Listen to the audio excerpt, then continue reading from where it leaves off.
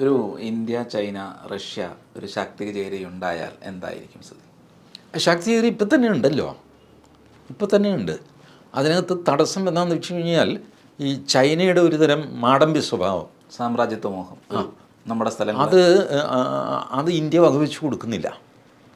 അതുകൊണ്ടാണ്. അല്ലെങ്കിൽ ഇതിനു മുമ്പേ ചൈനയുടെ ആവശ്യം എന്താണെന്ന് വെച്ചാൽ ഞാൻ ഒന്നാമൻ, എൻ്റെ പിന്നിൽ റഷ്യ ഇന്ത്യയിൽ നിന്നാൽ മതി. അത് ഈ രണ്ട് കൂട്ടരും സമ്മതിക്കുന്നില്ല.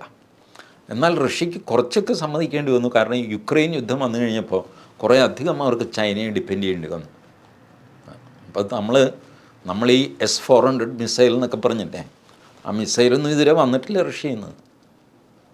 വലിയ ഹെഡ്ലൈൻ പത്രത്തിൽ വന്നു, ഇന്ത്യ S-400 വാങ്ങാൻ തീരുമാനിച്ചു, ഗംഭീരമാണ്, അതാണ് ഇതാണെന്നൊക്കെ പറഞ്ഞു. സാധനം ഇതുവരെ മാസം എത്രയായി, സാധനം ഇതുവരെ വന്നിട്ടില്ല. കാരണം ഉണ്ടാക്കാൻ പറ്റുന്നില്ല അവർക്ക്. അവരുണ്ടാക്കുന്ന മിസൈൽ മുഴുവൻ യുക്രൈൻ യുദ്ധത്തിന് വേണ്ടി ഉപയോഗിക്കേണ്ടി വരുന്നു.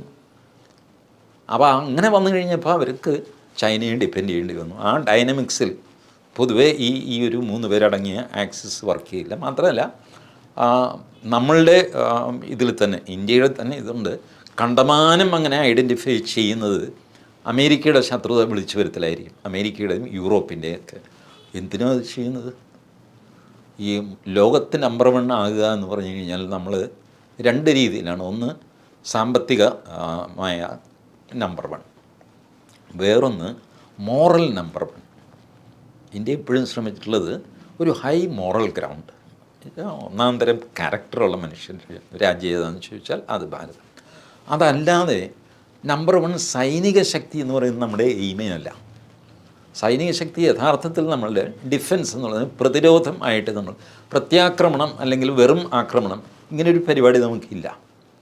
അതുകൊണ്ട് ആ 1ാം സ്ഥാനം നമ്മൾ ആഗ്രഹിക്കുന്നുമില്ല. നമ്മളെ ഉപദ്രവിക്കരുത്, അത്രേ ഉള്ളൂ. അല്ലാതെ നമ്മളായിട്ട് ആരെയും ഉപദ്രവിക്കാനോ ഞാനാണ് ഭൂലോകത്തിൻ്റെ അധിപൻ എന്ന് വരുത്താൻ അങ്ങനെയല്ല. നമ്മൾ വിശ്വഗുരു എന്ന് പറയുമ്പോൾ നല്ല കാര്യങ്ങളിൽ അല്ലാതെ യുദ്ധത്തിൽ നാട്ടിലെ ഏറ്റവും വലിയ ചട്ടമ്പിയാണ് ഞാൻ പറയുന്നത്. അതൊരു ശരി, അങ്ങനെ ഒരു സ്ഥാനമുണ്ട്. നാട്ടിലെ ഏറ്റവും വലിയ പോക്രി, ഏറ്റവും വലിയ റൗഡി എന്നൊക്കെ സ്ഥാനമുണ്ട്. ആ സ്ഥാനം അമേരിക്ക കൊണ്ടുപോട്ടെ, നമുക്കതിൽ വിരോധമൊന്നുമില്ല. ബട്ട് നാട്ടിലെ ഏറ്റവും കൊള്ളാവുന്നവൻ ആരാന്ന് ചോദിച്ചു കഴിഞ്ഞാൽ അത് നമ്മുടെ മുഴുവൻ സംഗതി ഇതാണ്, മര്യാദാ പുരുഷോത്തമൻ. ഇതാണ് നമ്മളുടെ ഐഡിയൽ രാമൻ. ആ രാമൻ്റെ ക്യാരക്ടർ അനുസരിച്ചാണ് നമ്മൾ നമ്പർ 1 ആകാൻ ശ്രമിക്കുന്നതും ആഗ്രഹിക്കുന്നതും പ്രവർത്തിക്കുന്നതും.